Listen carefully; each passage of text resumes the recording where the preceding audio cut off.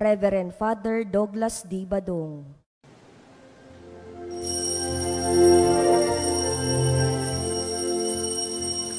Halina man anak ko, pag-ibig mo sa midulot sa taong lumilimot, awa mo'y ihulog. Panginoon, napasa amin, ika'y tanglaw at siyang lakas sa pagbabago ng buhay. Halina man anak ko, pag-ibig mo sa midulot sa taong lumilimot, awa mo'y ihulog. Sa ngalan ng Ama at ng Anak at ng Espiritu Santo, Amen. ang pagpapala ng ating Panginoong Hesukristo, ang pag-ibig ng Diyos Ama, at ang pakikipagkaisa ng Espiritu Santo, naway sumainyong lahat. At sumaiyo rin. Mga kapatid, tinipon tayo bilang mga kaanib na angkan ng Diyos, kaya dumulog tayo sa maawaing Panginoong nagpapatawad ng lubos. Sinugong tagapagpagaling sa mga nagsisisi, Panginoon, kaawaan mo kami. Panginoon, kaawaan mo kami. Dumating na tagapag-anyayang mga makasalanay magsisi, Kristo, kaawaan mo kami. Kristo, kaawaan mo kami. Nakaluklok ka sa kanan ng Diyos Ama para ipamagitan kami. Panginoon, kaawaan mo kami. Panginoon, kaawaan mo kami. Kaawaan tayo ng makapangyarihang Diyos, patawarin tayo sa ating mga kasalanan at patnubayan tayo sa buhay na walang hanggan. Amen. Manalangin tayo. Ama naming makapangyarihan, sa pagluluwal ng mahal na Birhen sa iyong anak, ang aming pagkatao ay itinangi mo sa lahat. Ipagkaloob mong ang luma naming pagkatao ay ganap na mapalitan ng bagong pag-iral ng nagkatawang taong si Hesukristo, na siyang namamagitan kasama ng Espiritu Santo magpasawalang hanggan. Amen. Magsiupo po lahat.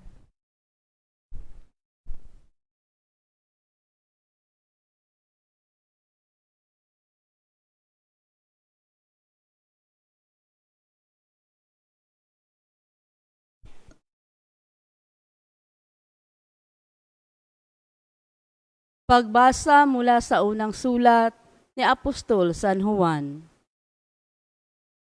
Minamahal kong mga kapatid, kung alam ninyong si Kristo'y matuwid, dapat din ninyong malamang ang bawat gumagawa ng matuwid ay anak ng Diyos. Isipin ninyo kung gaano kalaki ang pag-ibig sa atin ng Ama. Tinatawag niya tayong mga anak ng Diyos. At iyan ang totoo. Ito ang dahilan kung bakit hindi tayo nakikilala ng mga makasanlibutan. Hindi nila kinikilala ang Diyos. Mga minamahal, sa ngayon tayo'y mga anak ng Diyos, ngunit hindi pa nahayag ang magiging kalagayan natin. Gayunman, alam nating sa pagparitong muli ni Kristo, tayo'y matutulad sa Kanya, sapagkat makikita natin siya sa Kanyang likas na kalagayan. Kaya't ang sinumang may pag-asa sa Kanya ay nagpapakalinis, tulad ni Kristo, siya'y malinis. Ang bawat nagkakasala ay lumalabag sa kautusan ng Diyos, sapagkat ang kasalanan ay paglabag sa kautusan. Nalalaman ninyong naparito si Kristo upang pawiin ang ating mga kasalanan. At siya'y walang kasalanan. Ang nananatili sa Kanya ay hindi nagpapatuloy sa pagkakasala. Ang sinumang nagpapatuloy sa pagkakasala ay hindi nakakita ni nakakilala sa Kanya. Ang salita ng Diyos. Salamat sa Diyos. Saan mong tugunan ang ating pong itutugon? Kahit sa ay namamalas, tagumpay na nagliligtas. Ulitin po natin. Kahit sa ay namamalas, tagumpay na nagliligtas. Umawit ng bagong awit sa Panginooy ialay, pagkat yaong ginawa niya'y kahangahangang tunay. Sa sariling lakas niya at taglay na kabanalan, walang hirap na natamo, yaong hangad na tagumpay. Tugon. Kahit sa ay namamalas, tagumpay na nagliligtas. Ang tagumpay ng ating Diyos kahit saan ay namalas. Yaong lahat sa daigdig, magsipagbunying may galak. Panginooy papurihan, takagalakan ng lahat. Tugon. Kahit sa ay namamalas, tagumpay na nagliligtas. Sa saliw na mga lira, iparinig yaong tugtog. Ang Panginooy purihin ng tugtuging maalindog. Tugtugin din ang trompeta, nasa kasaliw ang tambuli. Ipagbunyi nating lahat, Panginoong ating Hari. Tugon. Kahit sa ay namamalas, tagumpay na nagliligtas. Wala.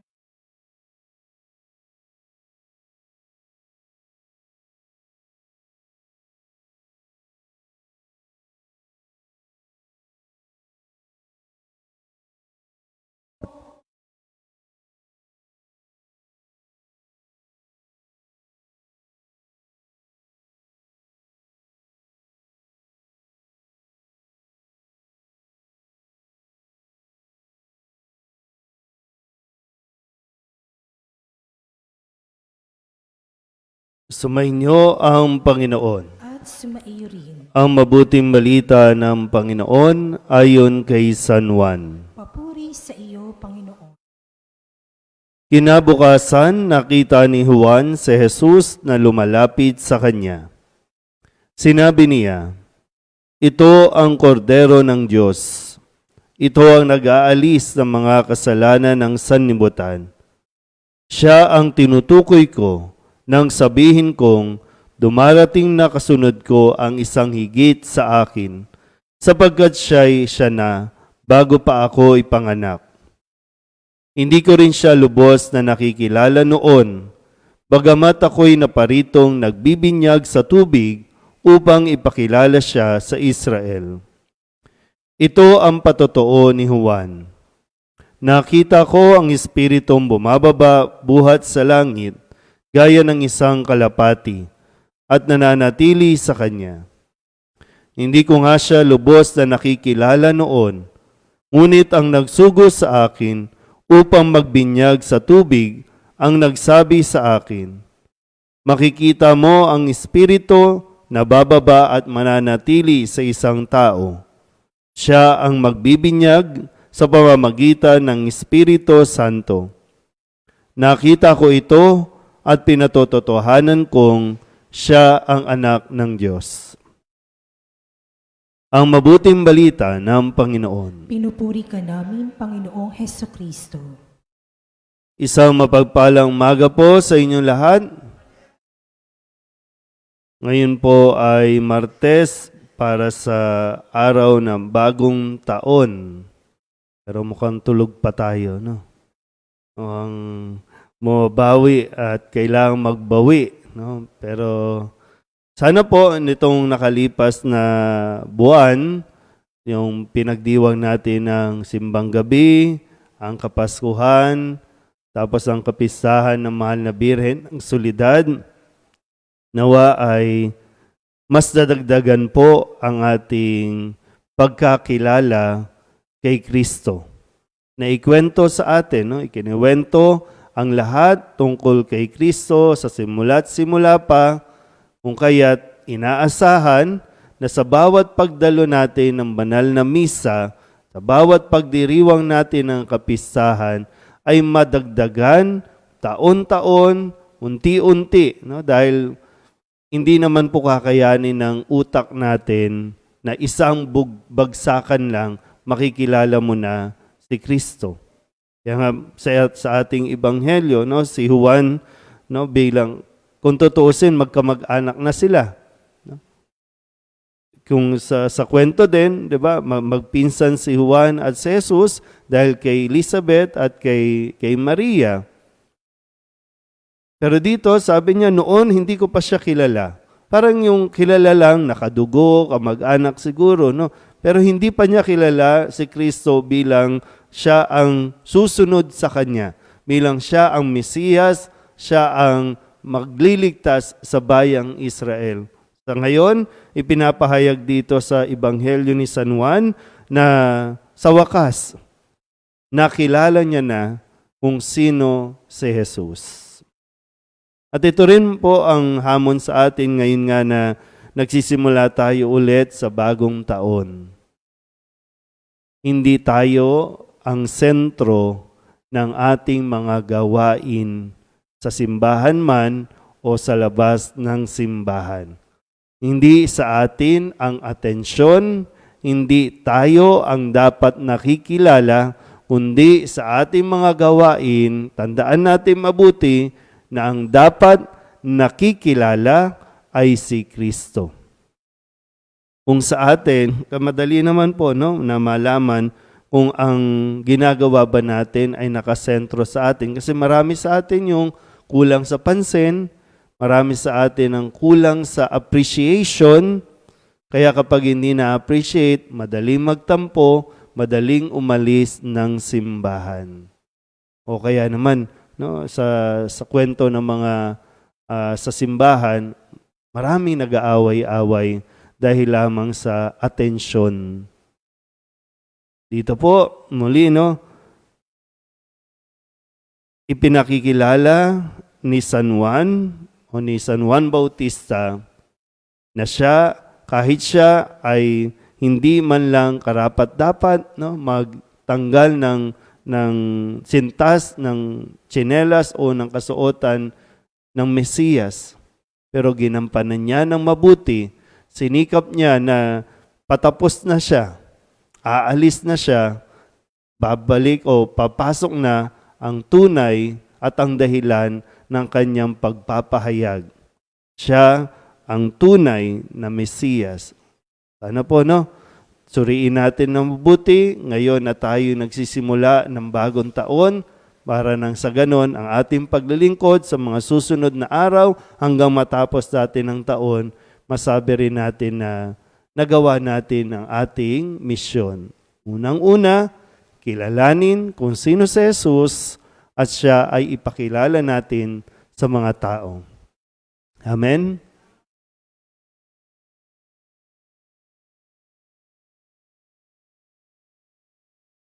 Itinuturo ni Juan Bautista si Jesus bilang anak ng Diyos. Ituon natin ang ating mga puso at isipan sa Kanya sa ating panalangin. Ang ating pong itutugon, Panginoon, dinggin mo ang aming panalangin. Panginoon, dinggin mo ang aming panalangin.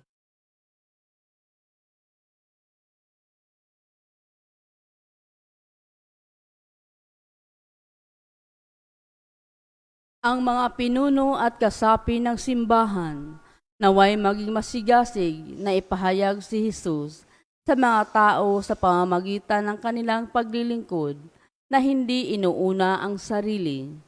Manalangin tayo sa Panginoon. Panginoon, dinggin mo ang aming panalangin. Ang mga nanunungkulan sa pamahalaan naway hindi maghangad ng pansariling pakinabang, kundi ang maglingkod sa abot ng kanilang makakaya para sa kapakanan ng bayan. Manalangin tayo sa Panginoon. Panginoon, dinggin mo ang aming panalangin. Ang mga magulang naway maunawaan na sa pamamagitan ng pagtuturo nila ng pananampalataya sa kanilang mga anak, ay natutupad nila ang kanilang natatanging misyon na akayin ang mga tao patungo kay Jesus. Manalangin tayo sa Panginoon. Panginoon, dinggin mo ang aming panalangin. Ang lahat na may karamdaman at nagdurusa, naway makabatid na sila ay mahalaga sa mga mata ng Diyos at sila ay kinakalinga niya. Manalangin tayo sa Panginoon. Panginoon, dinggin mo ang aming panalangin. Ang ating mga kaibigan na sa binyag ay namatay kasama ni Kristo at ngayon ay natapos na ang paglalakbay sa lupa. Naway makabahagi sa kapangyarihan at kaluwalhatian ng kanyang muling pagkabuhay. Manalangin tayo sa Panginoon. Panginoon, dinggin mo ang aming panalangin. Idulog din natin sa Panginoon ang ating mga personal na kahilingan, mga panalangin para sa ating mga pamilya. Ganun din ang mga kahilingan ng lahat ng mga nanonood sa online. Lahat ng misang pasasalamat, nagtanging kahilingan, mga agarang paggaling ng mga may sakit, ang lahat ng mga kaluluwa na hinihiling na ipagdasal sa misa. Ang lahat ng ito hinihiling namin sa ngalan ni Kristo, aming Panginoon. Amen. Magsilpo po lahat.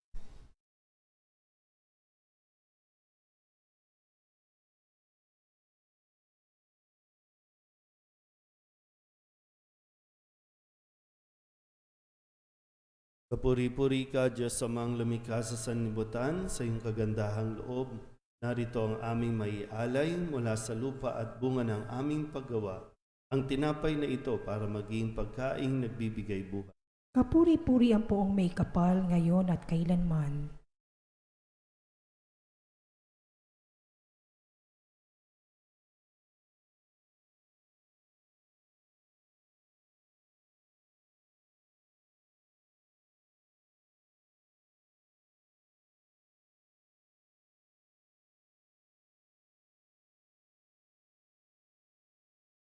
Kapuri-puri ka, Diyos amang lumikha sa sanlibutan, sa iyong kagandahang loob. Narito ang aming maialay mula sa katas ng ubas at bunga ng aming paggawa. Ang alak na ito para maging inuming nagbibigay ng iyong espiritu. Kapuri-puri ang poong may kapal ngayon at kailanman.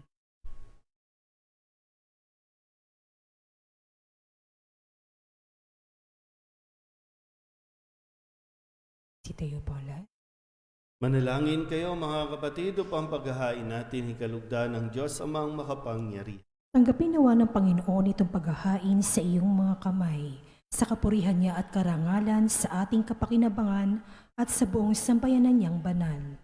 Naman naming lumikha, tanggapin mo ang aming inihaing mga alay upang ang pag-ibig mong aming itinagdiriwang ay siya namin ngayong mapagsalusaluhan sa pamamagitan ni Yesu Kristo kasama ng Espiritu Santo magpasawalang hanggan. Amen. Sumainyo ang Panginoon. At sumairin. Itaas sa Diyos ang inyong puso at diwa. Itinaas na namin sa Panginoon. Pasalamatan natin ang Panginoong ating Diyos. Marapat na siya ay pasalamatan. Manaming makapangyarihan, tunay ngang marapat na ikaw ay aming pasalamatan sa pamamagitan ni Yesu Kristo na aming Panginoon. Tumilay sa amin ang pagkakataong makipagpalitang handog sa iyo ngayon. Inako ng iyong maasahang anak ang pagkatao naming alangan at hamak. Kahit kamatayan namin ay kanyang natikman upang kami makasalo sa buhay na walang hanggan. Kaya kaisa ng mga anghel ng sisiawit ng papuri sa iyo nang walang humpay sa kalangitan, may nagbubunyi sa iyong kadakilaan. Santo, Santo, Santo, Panginoong Diyos ng mga hukbo, napupuno ng langit at lupa ang kaluwalhatian mo, o sana sa kaitaasan. Pinagpala ang naparirito sa ngalan ng Panginoon, o sana sa kaitaasan. Magsilod po lahat. Manaming banal, ikaw ang bukal ng tanang kabanalan. Kaya sa pamamagitan ng iyong Espiritu, gawin mong banal ang kaloob na ito upang para sa aming maging katawan at dugo ng aming Panginoong Heso Kristo.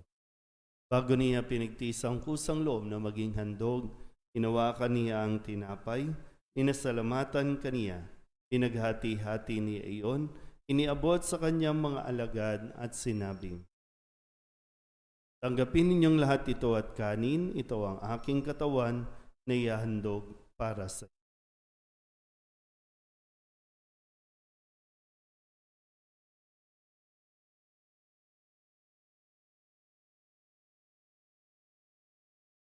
Hindi naman nung matapos ang hapunan, hinawakan niya ang kalis, muli kaniyang pinasalamatan.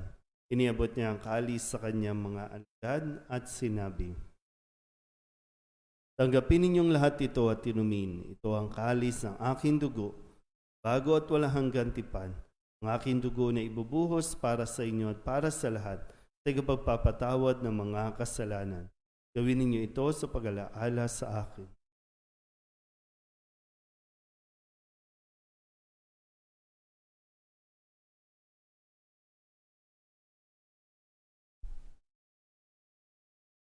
Pagbunyi natin ang misteryo ng pananampalataya. Si Kristo'y namatay, si Kristo'y nabuhay, si Kristo'y babalik sa wakas ng panahon. Ama, ginagawa namin ngayon ang pag-alaala sa pagkamatay at muling pagkabuhay ng iyong anak, kaya tiniaalay namin sa iyo ang tinapay na nagbibigay buhay at ang kalis na nagkakaloob ng kaligtasan. Kami nagpapasalamat dahil kami iyong minarapat na tumayo sa harap mo para maglingkod sa iyo. Sinasamo namin kami magsasalo-salo sa katawan at dugo ni Kristo ay mabuklod sa pagkakaisa sa pamamagitan ng Espiritu Santo. Amalingapin mo ang iyong simbahang laganap sa buong daigdig. Puspusin mo kami sa pag-ibig kay San Francisco na aming Papa at ni Jose na aming Obispo at ng Tanang Kaparian. Alalahanin mo rin ang mga kapatid naming nahimlay na may pag-asang sila'y muling mabubuhay, gayon din ang lahat ng mga pumanaw. Kawaan mo sila at patuloyin sa iyong kaliwanagan. Kawaan mo at pagindapating kaming lahat na makasalo sa iyong buhay na walang wakas. Kaysa ng mahal na Birhen Maria na Ina ng Diyos, ng kabiyak ng puso niyang si San Jose, kaysa ng mga apostol at ng lahat ng mga banal na namuhay dito sa daigdig ng kalugod-lugod sa iyo, may pagdiwang nawa namin ang papupuri sa ikararangal mo sa pamamagitan ng iyong anak na aming Panginoong Jesucristo. Sa pamamagitan ni Kristo, kasama niya sa Kanya, ang lahat ng parangal at papuri ay sa iyo, Diyos Amang makapangyarihan, kasama ng Espiritu Santo, magpasawalang hanggan. Amen. Kung kababaang loob tayong tumawag sa ating Panginoon ng Ama namin. Ama namin, Sa langit ka, sambahin ang ngalan mo. Mapasa amin ang kaharian mo. Sundin ang loob mo dito sa lupa para nang sa langit. Bigyan mo kami ng aming kakanin sa araw-araw at patawarin sa aming mga sala para nang pagpapatawad namin sa nagkakasala sa amin. At huwag mo kaming ipahintulot sa tukso at iadyahan mo kami sa lahat ng masama. Amen. inihiling namin kami iadya sa lahat ng masama, pagkalooban ng kapayapaan araw-araw, iligtas sa kasalanan at ilayo sa lahat ng kapahamakan. Samantalang aming pinananabikan ang dakilang araw ng pagpapahayag ng tagapagligtas naming si Jesucristo. Sapagkat iyo ang kaharian at ang kapangyarihan at ang kapurihan magpakailanman. Amen. Panginoong Jesucristo, sinabi mo sa iyong mga apostol, "Kapayapaan ang iniiwan ko sa inyo, aking kapayapaan ang binibigay ko sa inyo. Tunghayan mo ang aming pananampalataya at huwag ang aming mga pagkakasala. Pagkalooban mo kami ng kapayapaan at pagkakaisa ayon sa iyong kalooban kasama ng Espiritu Santo magpasawalang hanggan." Amen. Ang kapayapaan ng Panginoon ay laging sumainyo. At sumaiyo rin. Magbigayan po tayo ng kapayapaan sa isa't isa.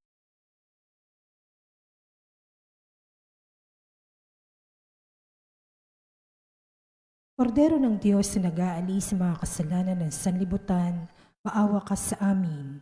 Kordero ng Diyos na nag-aalis sa mga kasalanan ng sanlibutan, maawa ka sa amin. Kordero ng Diyos na nag-aalis sa mga kasalanan ng sanlibutan, ipagkaloob mo sa amin ang kapayapaan. Magsilod po lahat.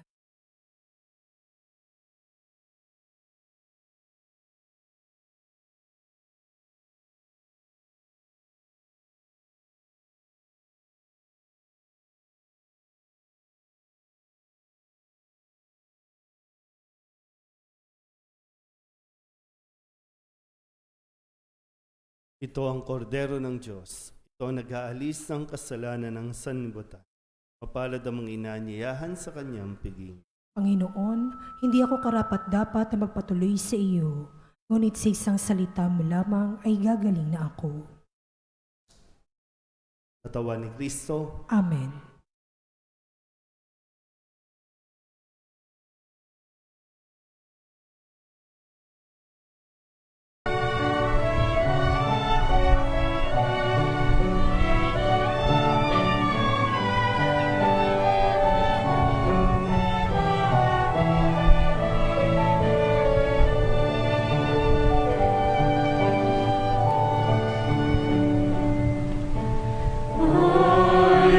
Listen to the Lord, will listen to the voice of His people, serve them with all my heart. I will listen to His words and call upon the Lord for His people to live in faith and truth and in love.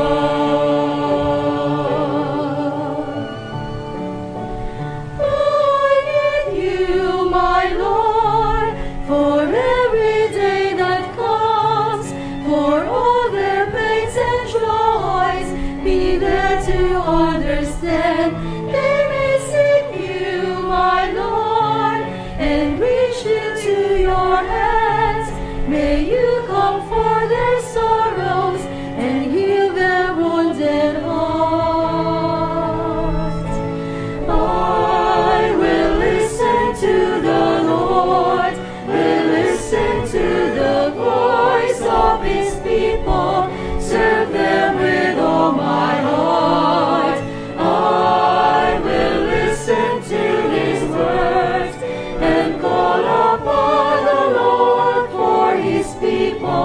To live in faith and truth and in love.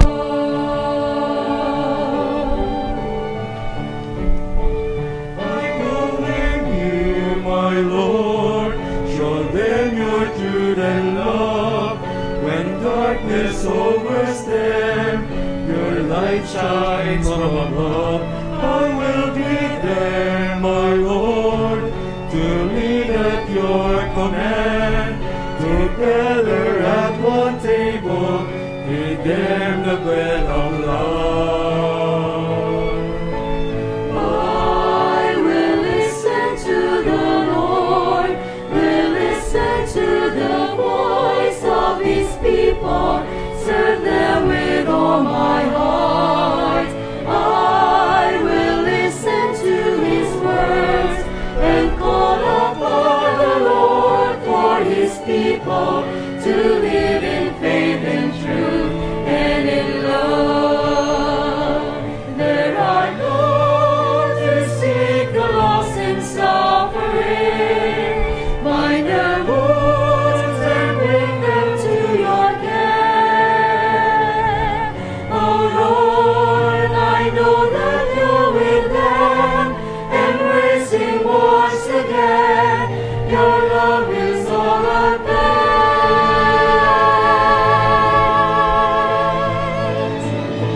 I will listen to the Lord, will listen to the voice of His people, serve them with all my heart. I will listen to His words and call upon the Lord for His people to live in faith and truth and in love.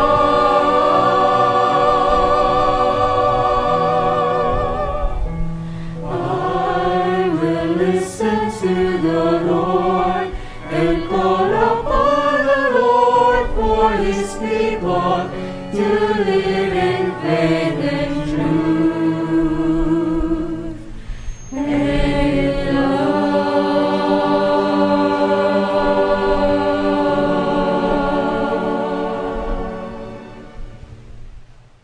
Panalangin para kay Nuestro Padre Jesus Nazareno. Katamis-tamisang naming mahal na Poong Jesus Nazareno, Diyos at manunubos ko, na naglalakbay sa kalbaryong pasan-pasan mo ang krus na pagpapakuan sa iyo. Akong abang makasalanan na naging dahilan ng iyong di masayod na hirap ay nagpupuri sa iyo at nagpapasalamat na bilang maamong kordero ay buong hinahong tinanggap mo sa ibabaw ng iyong balikat ang kahoy ng iyong kamatayan, upang doon mawakasan ang aking mga kasalanan at ng sandaigdigan. Patawarin mo ako, o butihing Jesus, inaamin ko ang aking mga sala at ako'y nananalig na dahil sa kabutihan mong walang kahulilip ay hugasan mo ng iyong dugo. Iniibig kita ng higit sa lahat ng bagay. Ipinangangako na ako'y magiging matapat hanggang sa oras ng aking kamatayan. Patnubayan mo ako, Diyos ko, ng iyong biyaya at ihatid mo ako sa landas ng iyong mga utos, diyan sa iyong langit na kaharian. Siya nawa. Magsitayo po ang lahat. Manalangin tayo. Ama naming mapagmahal, ang ipinagkaloob mo ang aming pinagsaluhan ay mapakinabangan nawa namin araw-araw upang sa pagtanggap namin sa iyong ibinigay, kami pagindapating maging hain sa iyo kailanman sa pamamagitan ni Hesukristo kasama ng Espiritu Santo magpasawalang hanggan. Amen. Sumainyo ang Panginoon At sumaiyo rin. at pagpalain kayo ng makapangyarihang Diyos, Ama at Anak at Espiritu Santo. Amen. Tapos ang banal na misa, humayo tayo sa kapayapaan ni Kristo. Salamat sa Diyos. Magandang umaga po. Po, Father.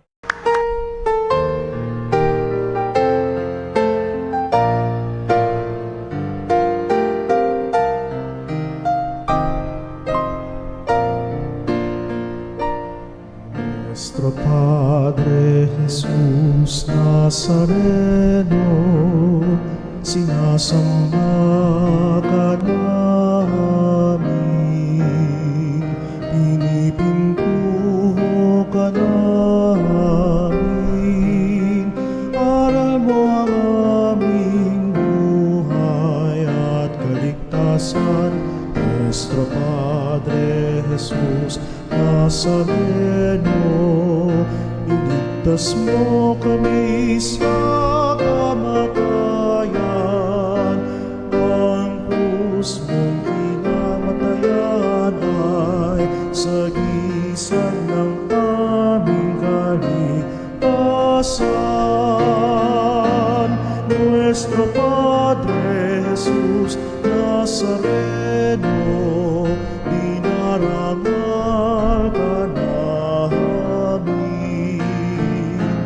Nuestro Padre Jesus Nazareno, minulwalhati ka namin.